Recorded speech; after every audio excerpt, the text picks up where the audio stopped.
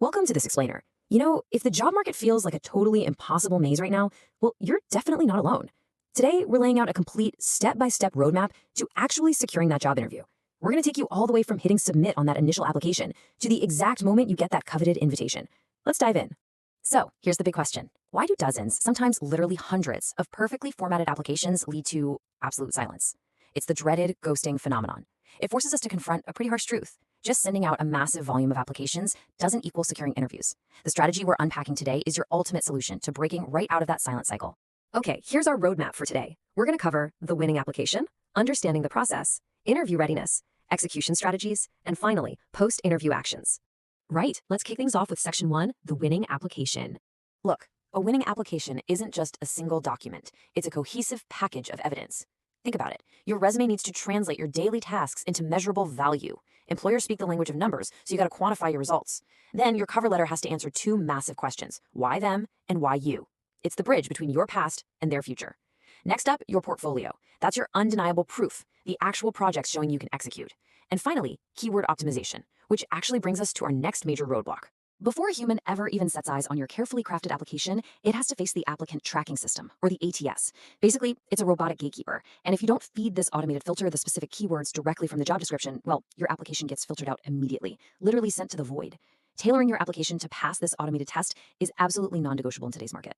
Moving right along to section 2, understanding the process. We so often view interviews as this terrifying interrogation where the employer holds all the cards. But if you step into the room with a completely different mindset, it changes everything. An interview is actually a mutual two-way communication process. You're evaluating their company, their culture, and their team just as much as they're evaluating your skills. Adopting that perspective, it instantly transforms your confidence. Now, while you're assessing them, what are they secretly scanning for? It really boils down to 4 specific things. First, technical skills. Can you actually do the job? Second, problem-solving skills. Can you analyze and overcome unexpected challenges when things go wrong?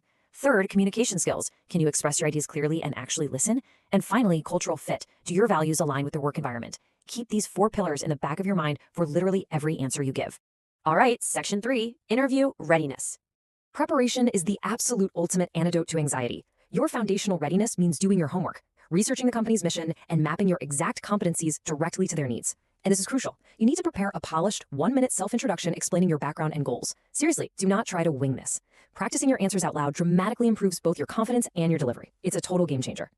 Which logically leads us to the night before the big day. You need to control the logistics. We're talking testing your virtual platforms, setting up professional lighting, prepping your industry-appropriate clothes, and printing out multiple copies of your CV.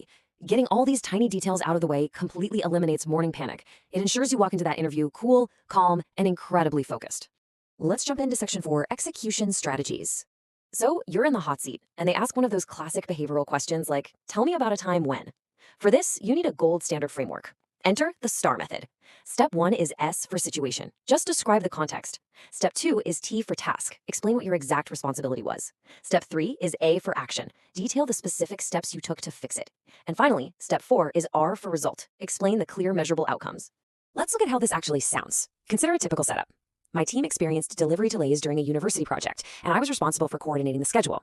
It sets a high-stakes context, but it kind of falls flat, right? Now, listen to the payoff using the STAR method. I reorganized the schedule, improved communication among team members, and the project deliveries were completed 20% faster than expected. Boom, you just moved from a vague story to a measurable, impactful outcome. That is exactly what wins the interview. But hey, remember, your words are really only half the battle here. Your nonverbal cues, maintaining strong eye contact, sitting with solid professional posture, listening actively, and speaking in a professional tone, they need to project the exact same level of competence as your resume does. Showing up late or projecting arrogance can so easily overshadow even the most brilliant verbal answers. Keep it professional. And finally, section 5, post-interview actions. 24. I really want this number etched into your mind. This is the 24-hour rule for professional follow-ups. And believe me, it is a massive differentiator between a good candidate and a great one. Within 24 hours of your interview, you need to send a personalized thank you email. And please, don't just settle for a generic thanks for your time. Actually reference a specific discussion point from your conversation. It shows genuine enthusiasm and attention to detail. Plus, this quick little professional courtesy keeps you fresh in the hiring manager's memory right when they're making their final decisions. As we wrap up this explainer, I want to leave you with a bit of a provocative question to chew on. What will your next interview teach you? Because honestly, every single interview is a profound learning experience. Even a rejection, actually, scratch that. Especially a rejection is simply a stepping stone. It teaches you something new, it refines your presentation, and it brings you one step closer to securing your dream job. So take these tools, prepare relentlessly, and go make it happen. Thanks so much for joining me today.